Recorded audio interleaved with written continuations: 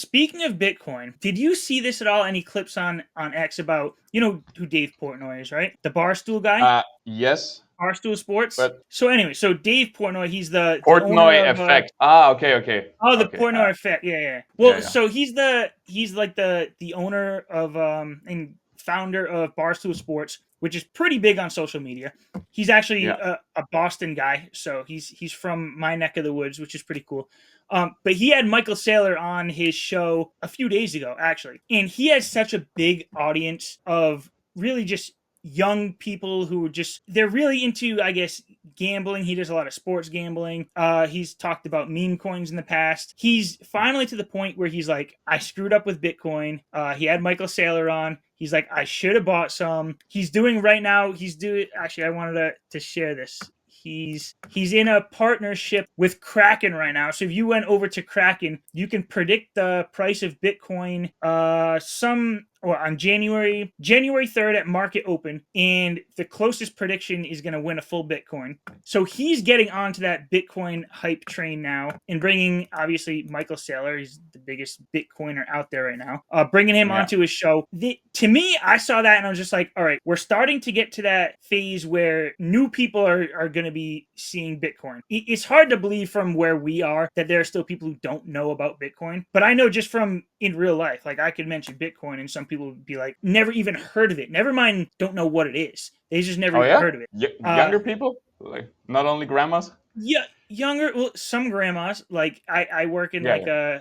an industrial place, and I've talked to some people there, and they have no clue. I have some cousins and stuff that like they've probably only heard about Bitcoin because I've talked about it, but they don't really know it. But seeing Michael Saylor on Dave Portnoy's show and talking about it, that was a sign to me that like new people are getting exposed and new people are going to be coming in. And when new people come in, they might start in Bitcoin. I started in Bitcoin, but then they're going to start seeing like, oh, look at these other projects. Look at these games that you can have ownership of and have a coin attached to it. And then I think that's how we get more people into GameFi is through the Bitcoin hype. What do you think about that? Having a guy like Michael Saylor on a podcast like that and new people getting their eyes on Bitcoin. I mean, like you said, it's great, and it definitely helps with getting like normies into the Web3 space, the Web2 people into the Web3 space, and making it normal, right? It's the same with. I would like to maybe compare it to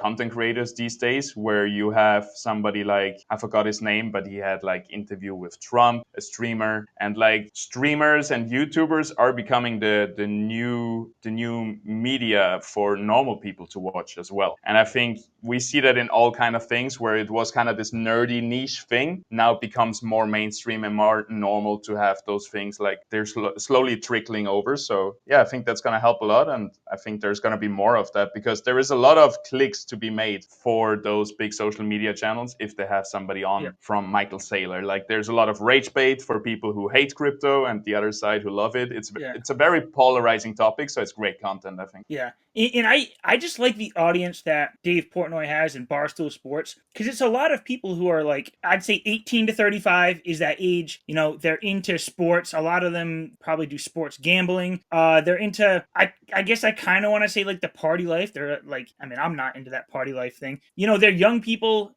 having a good time, realizing that, the dollar isn't what it is anymore. What do I need to do? They believe in Dave Portnoy. And when he starts saying like, I screwed up on Bitcoin and has people like Michael Saylor on, I think more and more people are going to at least take the time to look into it and come into, our space, move into our space from that traditional space. I think over time, Yeah. I've heard this before, but that wealth transfer of older people, unfortunately, retiring, they may die. Their whatever they have, their stocks, their bonds, their gold is going to move to a younger generation. And I know if I ever got something like that, I would just turn it right into Bitcoin, Mm. because the Yeah. younger people understand that better than, some of the older people. Yeah.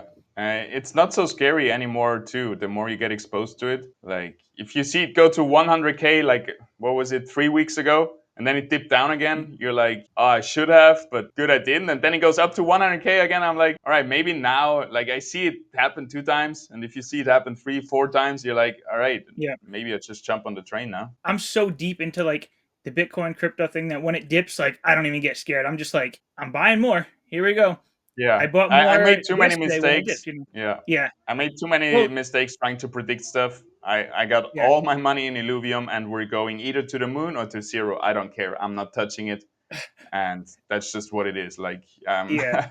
yeah, I'm a little more diversified within crypto, but 95% of my net worth is in crypto. So I'm just kind of like what you're saying. It's like obviously I don't believe crypto would fail, but for me it's like boom or bust. It's like I'm going to the moon, or if crypto fails and some AI hacks Bitcoin, then I'm just gonna be poor for the rest of my life. Like yeah, that's what it and is, right? You know, it's a little bit of a gamble. And I talk to, like, for example, my partner who doesn't truly or fully understand where I'm coming from, or my parents or stuff. When I talk to, like, my mother and I tell her, yeah, I do this with my money, and she's like, don't you want to take out like a little bit, like 1,000, 2,000? I'm like, nah, man, like, I I either ride it all the way or not. Like, I'm not here. I didn't take all this risk over the last years to then like cheap out at one point because I get scared or something. Like, Yeah, we're yeah. here I've for it. had family members be like, I've been wanting to buy a house for literally years now.